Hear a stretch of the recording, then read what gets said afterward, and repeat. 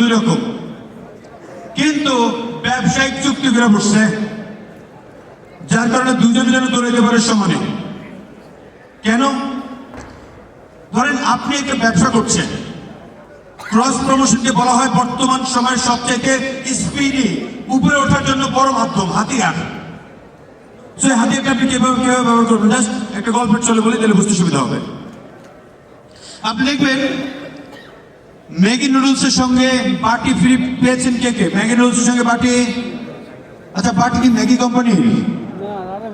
না। তাহলে যে বাটি কোম্পানি আর ম্যাগি কোম্পানি যে একসাথে হয়ে গেল, এটা হচ্ছে ক্রস প্রমোশন। বিকাশ দিয়ে ডিসকাউন্টে পণ্য কিনেছেন কে কে? অনেকে। বিকাশ এক কোম্পানি, ওই পণ্য হচ্ছে আরেক কোম্পানি, দুইটা একসাথে হয়ে গেছে। Yes or no? এমন করে আপনার প্রোডাক্টেরও আপনি ভিন্নতা আনার জন্য, টার্গেট কাস্টমার ধরার জন্য দুইটা কোম্পানির সাথে ক্রস প্রমোশন যেতে পারেন। কিভাবে? একবার তাও এক উদ্যোক্তাকে ট্রেনিং করাচ্ছিল, উনি বলছেন ভাই আমার তো রড সিমেন্টের দোকান।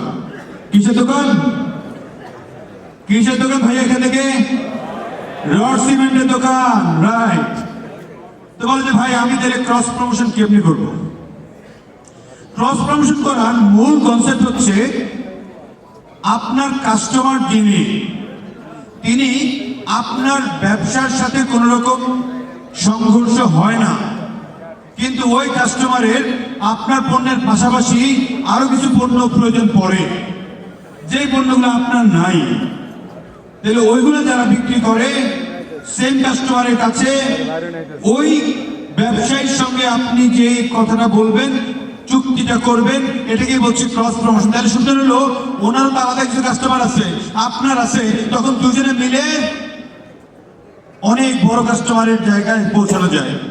তো ওই যে রড সিমেন্টের দোকান, ওনার বললাম যে ভাই আপনার রড সিমেন্টের কাস্টমার কারা?